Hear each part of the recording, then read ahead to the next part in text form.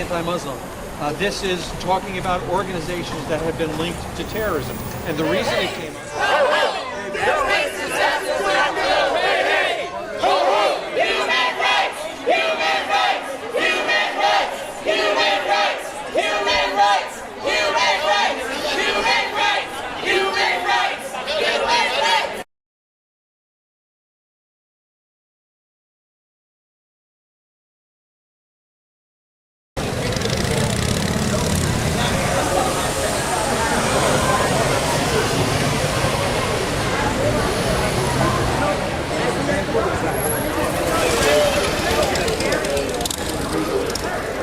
Not anti-Muslim.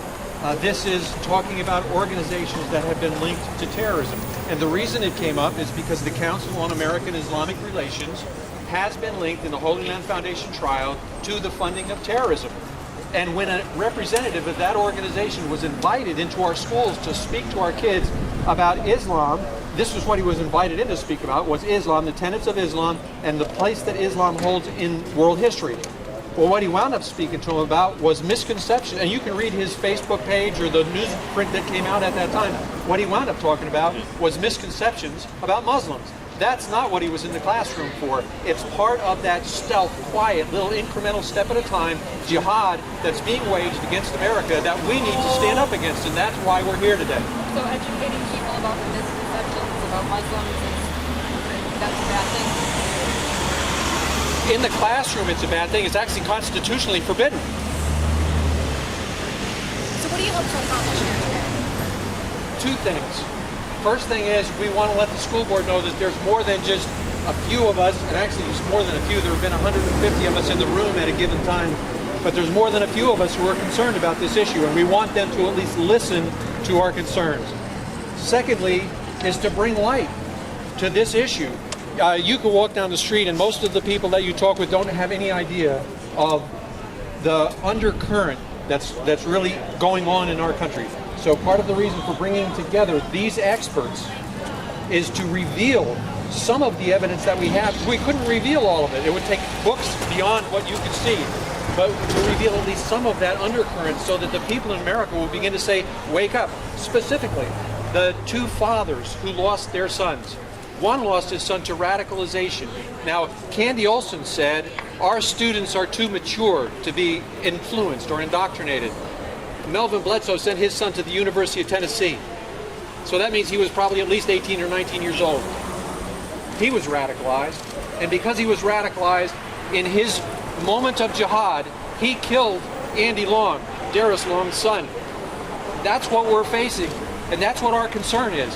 Not just Carlos Bledsoe, and not just Darius or Andy Long, but every student, every person in America whose life would be threatened by the same kind of action if we don't stand up now and say, let's look at this, let's see what the evidence is, let's look at the facts, and then let's take action based on the facts. What significance does this have for you since it's on 9/11? Well, there's two things. First of all, 9/11 is a day of remembrance. It's a day of mourning. We just came from a prayer rally of remembrance down at Chalura Park. So it's a day of remembrance, but it's also a day of awareness. There's not one of you here that won't agree with me that there was chatter going on before September 11th in 2001. There was chatter and there was evidence that if people had been aware, if people had been alert, it might have averted, and I'm saying might have, and I'm not casting aspersions on anyone, but it might have averted what took place on September 11th. And what we're saying is we need that same awareness right now because the same kinds of things are going on in America today. And if we don't do something about it, we'll have another 9/11. So, I mean, we say that the problem in America is the radicalization of the historically moderate Muslim community here. That's what we're worried about. And we're a little tired of being called racists and bigots and Islamophobes because we want to find out who's who. Now, you have a man, Shibley, who's going into the schools, and we've done enough research on him to know if you knew what we knew, what he said on his Facebook, and we'll give plenty of examples of that in the press conference, you wouldn't want him in your schools. So it's not a matter of, his cover is we're there to explain Islam. It's, globalization and interfaith communication. That's what their cover is, the radicals. But they come in there, and the first thing you hear is how horrible Jews and Christians are, and how awful. And Hezbollah is not a terrorist group, which is what he said, and that Christians and Jews have really got it wrong, and their religion is an entire mistake. We've brought you a live case where Melvin's son went to the University of Tennessee to get an education, and people like Hassan Shibli converted him to the vilest sort of radical Islam, and he killed somebody, and he firebombed rabbis' houses on the way, and it's terrible. And so we are American citizens who are not racists and Islamophobes and bigots, but who really care about the truth. And we're going to start pushing back very hard on people who use that against us, because it has nothing to do with race. It has to do with an ideology and a culture. We really don't know who is going into our schools. It could be a doctor that goes in to talk about his profession, but what if he goes in and talks about abortion, and that may not be something your parents would like? Is there something that you want for all speakers and not just against CAIR? Because we don't really know who the individual people are coming in. Well, it's possible that you say it's possible for anybody to pretend he is what he's not, right? But it's specifically a problem with radical Muslim groups whose MO is to come out and pretend to be interfaith and wonderful, but who underneath it work to undermine our people and steal our sons. But these speakers, when they go into a school, they're always supervised by a teacher. At least they're supposed to be supervised by a teacher. So is some of the responsibility put on the teacher to make sure they remain on topic? In Boston, what happened in Boston was the teachers brought the public school kids to a mosque from Wellesley, Massachusetts, where Hillary went to school, to a mosque in downtown Boston, and there was a camera there, and the kids were told horrible stuff. That women in Islam are better off than women in America. That women in Islam could vote before American women could vote. Just ridiculous lies. And then some of the boys were actually asked to pray to Allah, which they did, okay? None of the teachers who were there, none of them came back to the classroom and said, this is wrong. The women in Islam did not vote before the people in the West, because the teachers themselves have been inculcated with cultural relativism. Everybody's truth is the same. There's no culture better than any other. So I don't trust the teachers necessarily. No, I think that these people should be vetted for who they are before they go into the classroom. You don't want to risk what happened to his son and his son. Well, in that case, it's sad, but it's one example. Do you really feel this is some kind of epidemic? I know it's going around the country. Congressional testimony from moderate Muslims say that about 80% of the mosques in America are controlled by radicals. We've done extensive research, and we can show you that the same people who speak nicely to you and nicely to rabbis and pastors on their own websites say horrible things about Judaism, Christianity, democracy, America, gays, and women. They had on their website in Boston how to beat your wife until we noted it and they took it down. This is happening all across America, and a cloud of political correctness is stopping all of us from seeing it, and we're all afraid to be labeled racists and Islamophobes and bigots. And that has to end. Can you spell your name for us? Charles Jacobs. Jacobs.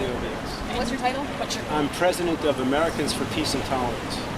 So what should the school board do? What are you seeking from the board specifically? Well, for one thing, the school board should not permit any group to send somebody into the public schools who is connected with a group that's been an unindicted co-conspirator, or any kind of co-conspirator in any case.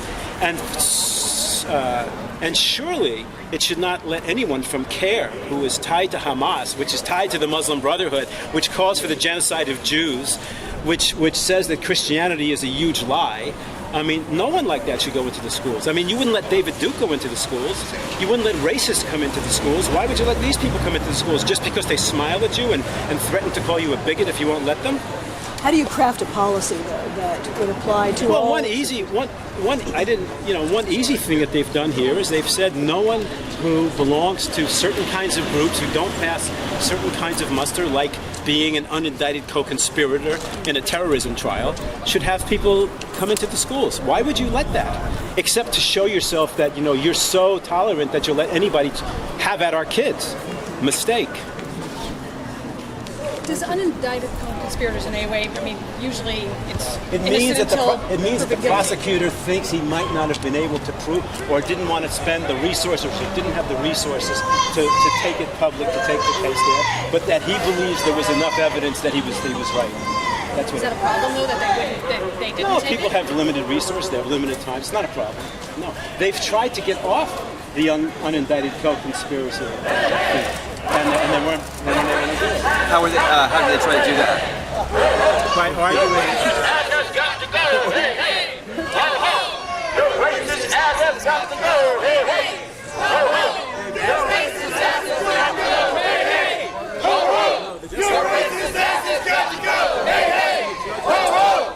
Your racist ass has got to go. Hey, hey. Ho, ho. Your racist ass has got to go. Hey, hey. Ho, ho. Your racist ass has got to go. Hey, hey. Ho, ho.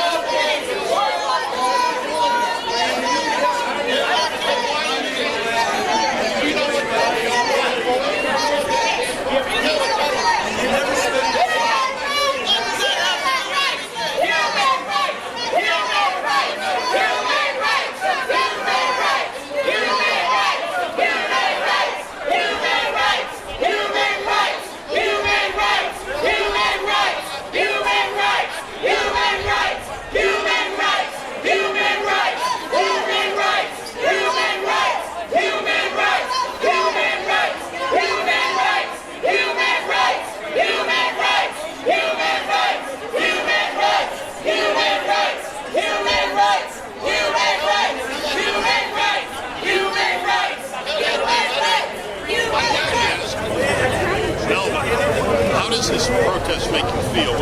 Do these kids have any idea of what's going on?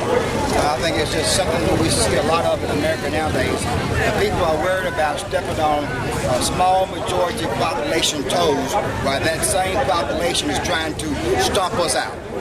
It's a matter of, the big elephants in the room, but nobody wants to recognize that it's there. This is real. I can tell you that it happened to me, and it will happen to you just as well as it happened to me. This time, we're talking about what happened to an African-American young man who went to school to get a higher education. The next time, that person could have blonde hair and blue eyes. So, Darius, how is it that you are allied now with a man whose son killed your son? That seems like an amazing thing. Can you please tell me about that and what this means to you? Well, Melvin lost his son to radical Islam in a Tennessee university setting, where it was taught in the classes, unfettered, unvetted. My son, I lost because of radical Islam on a sidewalk in emergency. I don't hold anything against Melvin because his son didn't have anything to do with that. But the fact of the matter is, we both lost our sons. And in order to get the message out, the smartest thing and the best thing to do would be united in doing this. I mean, it's common sense. The chairman of the Hillsborough School Board says